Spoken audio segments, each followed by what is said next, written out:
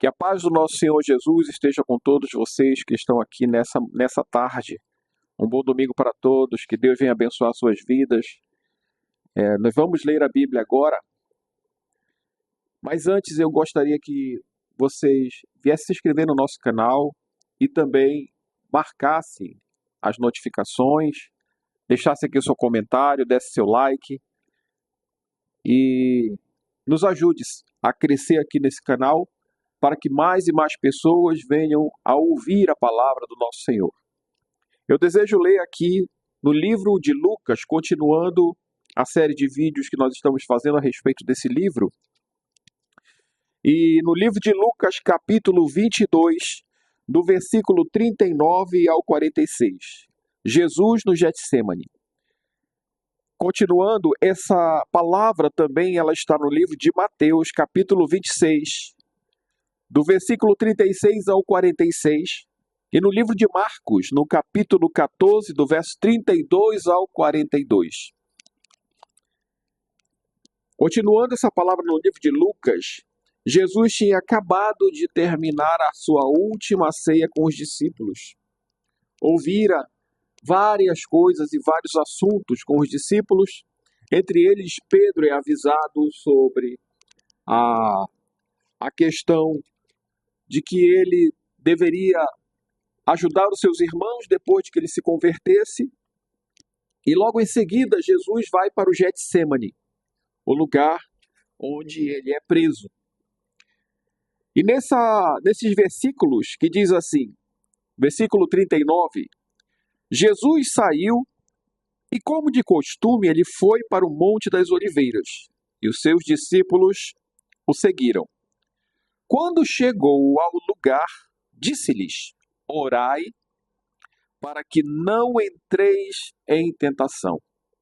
Apartou-se deles cerca de um tiro de uma pedra, e pondo-se de joelhos orava, e dizendo: Pai, se queres, passa de mim este cálice.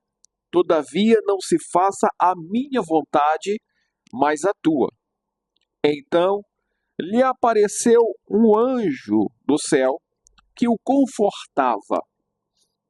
Em agonia, orava mais intensamente.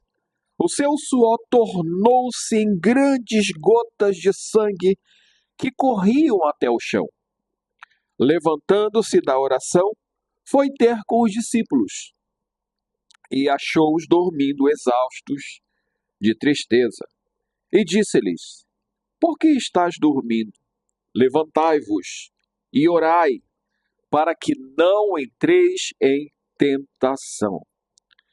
E é interessante essa palavra porque fala de muitas e muitas coisas que aconteceram ali. Jesus, ele saiu da sua última ceia com os discípulos. E ali na última ceia, ele falou sobre aquele que o entregaria. Ele falou sobre o traidor. Ele falou que todos os discípulos se escandalizariam dele. Mas os discípulos só queriam saber entre eles quem seria o maior. Isso nós vimos em alguns vídeos atrás, de várias e várias situações como essa. Mas nesse momento que Jesus está ali no Getsêmani, ele chegou no Getsêmani e a palavra diz como era de costume. Então aquele era um local recorrente que ele geralmente ia com seus discípulos para orar, para buscar a face do Mestre, a face do Senhor. Então ali ele foi, como era de costume, para orar. Os discípulos o seguiam também como era o costume deles. Então quer dizer que ali era o local onde eles se reuniam para fazer as orações. Tipo orações em grupo, ou buscar mais intensamente a presença do Senhor nas suas vidas. E nós temos que realmente ter locais como esse. Locais aonde nós nos afastamos. A palavra diz que quando orar ao seu Pai que está no céu, entra no teu quarto, fechando a porta do teu quarto, ora teu Pai que está em secreto, e o teu Pai que está em secreto te responderá. A oração, ela é uma parte muito íntima entre o homem e o seu Deus, o homem e o Senhor. E quando nós oramos, o Espírito Santo, ele nos conforta, nos trazendo a mensagem do Senhor. E no nosso íntimo, no nosso coração, nós sentimos aquele conforto. Mas o que aconteceu aqui foi diferente, porque Jesus já sabia o que ia acontecer. Jesus já tinha uma decisão do Pai sobre aquilo que iria acontecer. Então, o que ele fez? Ele falou para os discípulos: orai, para que não entreis em tentação. Qual é a tentação que eles sofreriam naquele momento? Eles seriam duramente provados. O seu mestre, aquele que estava com eles, aquele que era o Deus na terra, o Filho do Deus vivo, iria morrer. Imagina você, o seu Deus, o Deus Todo-Poderoso que você crê, que você imagina que seja um ser onipotente, onipresente, e ele é. Vem na terra passar um tempo na presença dos seus e muitos o seguem, muitos discípulos o seguem. Entre esses discípulos, ele separa 12 que irão passar com ele tempo mais próximo, estar com ele todos os dias, andar com ele em todos os momentos, passar por todas as coisas que ele vai fazer na terra. Então, aqueles discípulos, aqueles apóstolos, são provados porque o seu mestre, o Filho do Deus vivo, vai morrer. Mas ele já havia preparado seus apóstolos para isso. Porque ele disse: se eu não for, o Espírito Santo não virá. É necessário que eu vá. E eu vos prepararei lugar. Quer dizer, o Senhor iria ao encontro do Pai. Ele iria morrer. Mas esse processo de morrer e ressuscitar, essa morte é uma morte para a salvação eterna, porque o seu sangue seria derramado na cruz e o seu corpo seria partido para que você tivesse a vida eterna. E ele deu essa explicação muito bem durante a sua palavra. Ele falou aos seus discípulos, ele falou aos seus apóstolos, ele falou às pessoas que estavam ao redor. Mas voltando para a oração de Jesus, ele se apartou dos discípulos. Ele disse: orai para que não entreis em tentação. Então ele se afastou dos discípulos. E qual foi a distância que Jesus tomou dos seus discípulos? A Bíblia diz que ele se afastou do tiro de uma pedra. Eu não sei se você já teve o costume de atirar uma pedra no rio. Mas quando você atira uma pedra, talvez você alcance uns 5 metros, uns 10 metros. Pessoas talvez alcancem 10 metros. Algumas pessoas mais comuns atingem 5, 6 metros. Ou pessoas mais fortes atingem 12 a 15 metros de distância. Uma pedra, ela pode ser jogada muito longe. Imagina que Jesus tenha dito tiro de uma pedra em torno de 10 metros de distância dos seus discípulos. E Jesus orava ali, como ele mesmo explicou, em secreto. Porque ele tinha que receber do Pai em secreto. Então ele se distanciou dos seus discípulos e disse: ficai aqui, orai para que não entreis em tentação. Mas imagina, a oração de Jesus, ela chama a nossa atenção. Porque a oração de Jesus é exatamente essa: Pai, se queres, passa de mim este cálice sem que eu beba.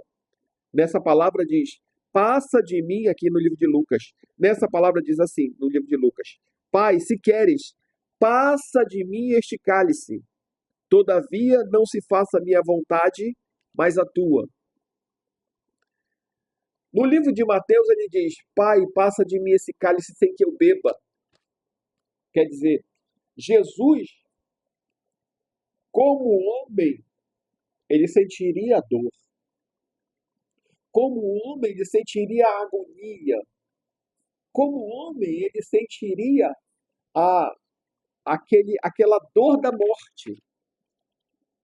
Ainda mais da forma que foi, que ele seria entregado, escarnecido, que ele seria humilhado, chicoteado, que ele seria ridicularizado e que ele seria crucificado. Mas ele disse ao Pai: Pai, se queres, passa de mim este cálice. Todavia, aí vem a palavra em seguida de Jesus na sua oração. Todavia, não se faça a minha vontade, ou seja, não faça a vontade deste homem carnal que está aqui na terra, mas faça a vontade de Deus que está nos céus. Faça a tua vontade. E é essa oração que Jesus veio nos ensinar.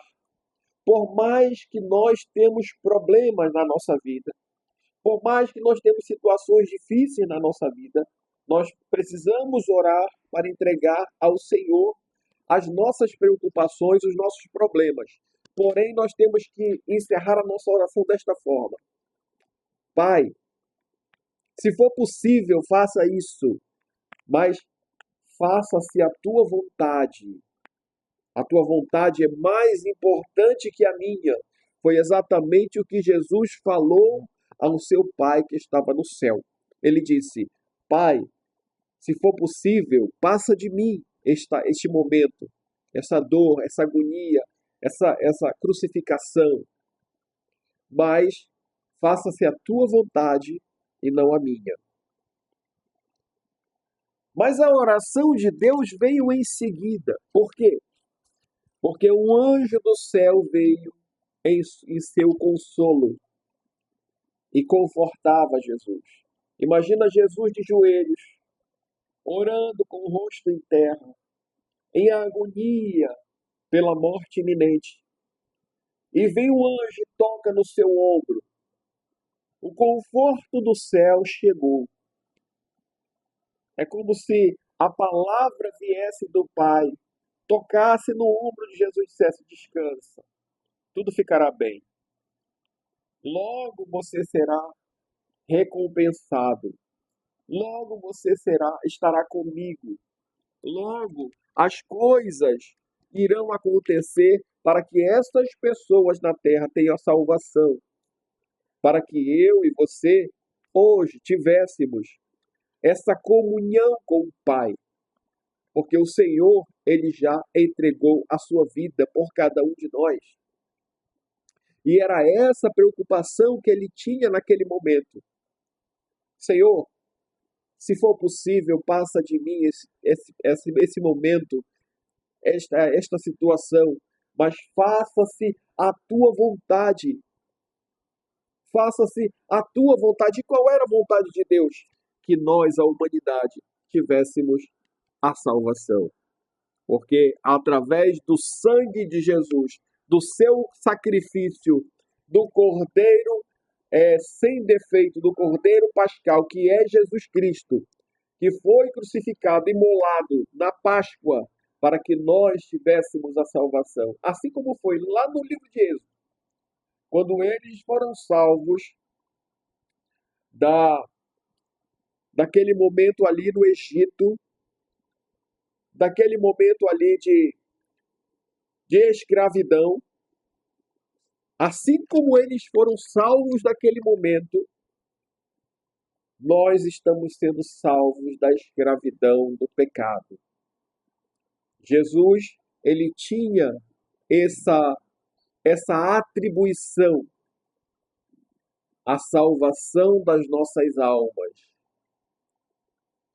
Os israelitas foram salvos ali, os filhos de Israel foram salvos ali do Egito, através do Cordeiro, o Cordeiro imolado, porque as coisas que aconteceram no passado eram sombras das coisas que iriam acontecer no futuro.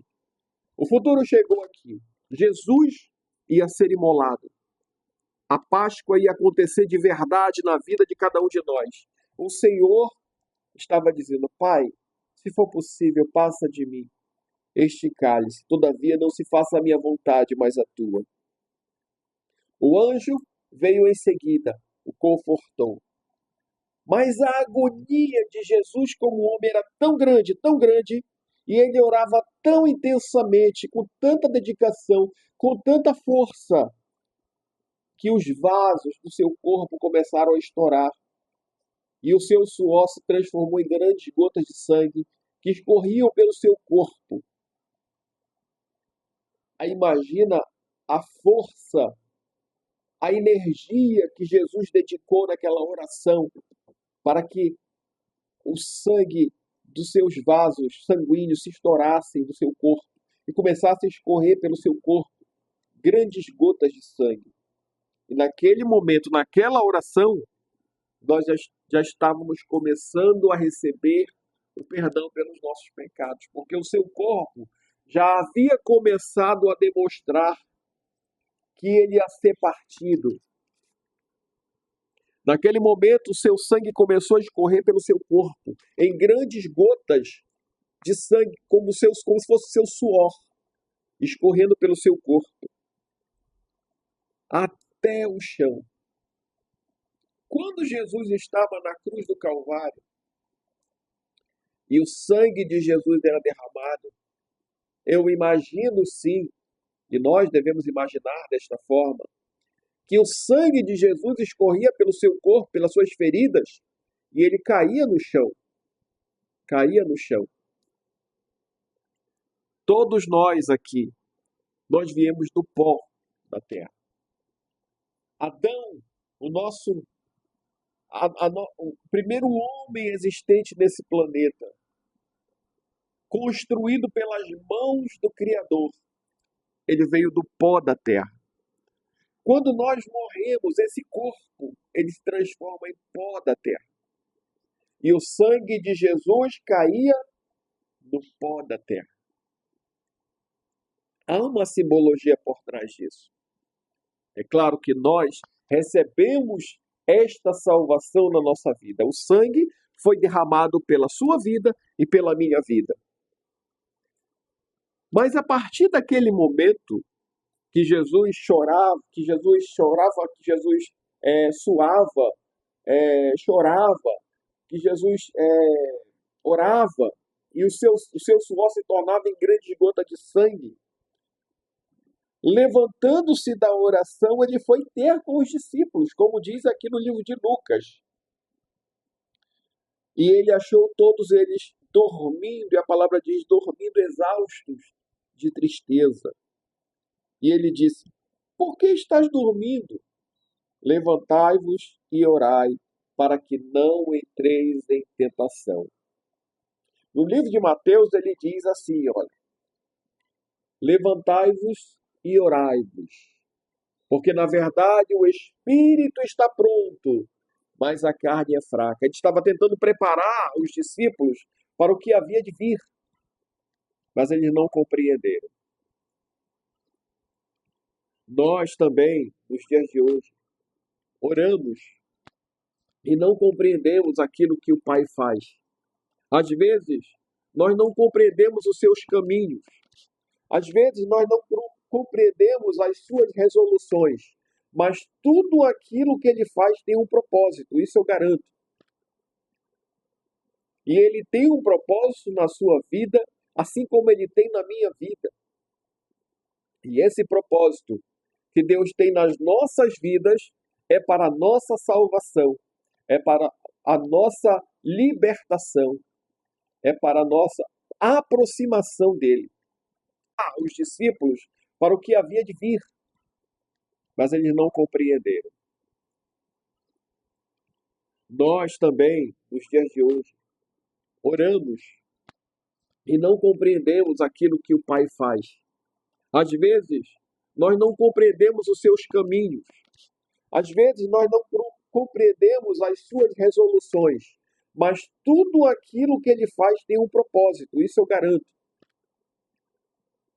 E ele tem um propósito na sua vida, assim como ele tem na minha vida.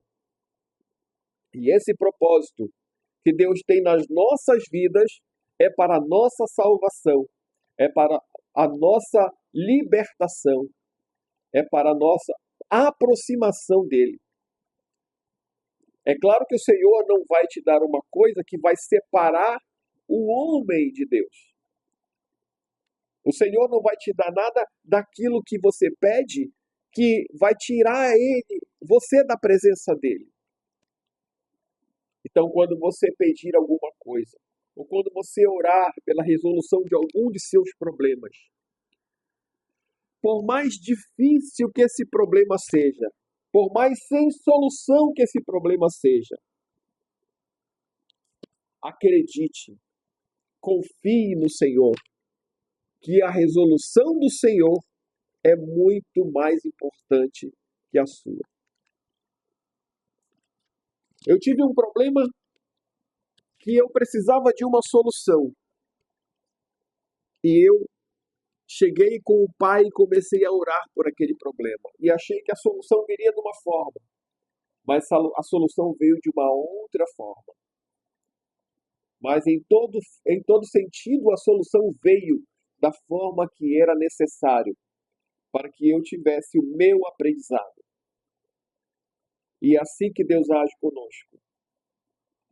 Então, se você tem algo para falar com Deus, entre no seu quarto, ora ao Pai que está em secreto, e o teu Pai que está em secreto te recompensará. Essa palavra de Jesus no Getsemane fala da oração de Jesus. Fala como ele estava no corpo mortal de um homem. E ele sabia exatamente de tudo que iria acontecer. Vamos imaginar uma situação aqui. Eu ou você conhecemos o nosso futuro. É uma suposição. Nós não sabemos exatamente agora o que vai acontecer. Nós não temos esse conhecimento. Mas vamos imaginar que nós conhecêssemos o nosso futuro. Conhecêssemos a forma que nós iremos partir desse mundo. E se a forma que nós iremos partir desse mundo for uma forma dolorosa para nós, então, aquilo que nós vamos sentir, a agonia, e toda vez que nós formos orar, nós vamos orar em agonia, pedindo a Deus que passe aquele momento de nós, que nós sejamos salvos. A maioria dos crentes, eles querem morrer dormindo, tranquilos, morrer de morte natural, mas nem todo caso é assim. Nós temos que orar e confiar no Senhor, e confiar na sua justiça, e confiar na sua vontade e naquilo que Ele quer para cada um de nós. Então, quando nós oramos, entregamos a nossa vida a Ele, entramos no nosso quarto, oramos ao Pai que está em secreto, e o Pai que está em secreto vai nos responder. Assim como aquele anjo foi enviado para confortar a Jesus, e tocar no seu ombro, e confiar e confortá-lo, assim também, cada um de nós, que entrarmos no nosso quarto, confiando no Senhor e orando ao Pai que está em secreto, o Senhor nos confortará e o Espírito Santo vai tocar em nós. Então essa palavra, ela veio para nos ajudar a compreender as formas que nós devemos orar. Porque Jesus, ele nos ensinou várias situações de oração, mas aqui ele não só nos ensinou, ele nos mostrou que nessa situação de agonia, como devemos orar. Pai, se queres, passa de mim esse cálice, todavia não seja feita a minha vontade, mas a tua. Que Deus nos abençoe ricamente nessa tarde de domingo. que venha nos fortalecer nas nossas orações e venha nos dar o entendimento de tudo aquilo que precisamos. Fique com Deus em nome de Jesus.